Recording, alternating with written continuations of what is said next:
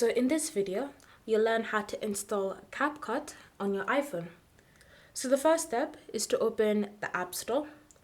And then from here, you want to use the search function and you want to type in CapCut and then search. You should scroll down until you see it listed in the search results. So you want to tap on it and ensure that it's by ByteDance Limited. And once you've confirmed that, you then want to tap on Get.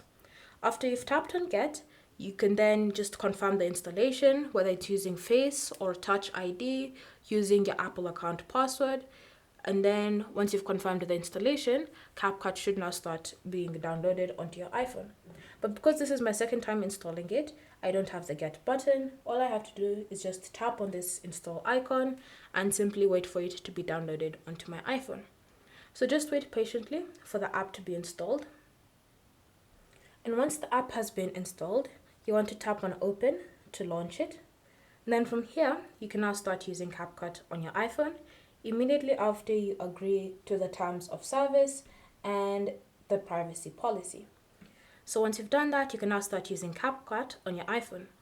If you have an account that you can sign in with, you can just tap on this profile icon and then sign in with your CapCut account. Thank you for watching. If you have any questions or comments, leave them down below and we'll get back to you.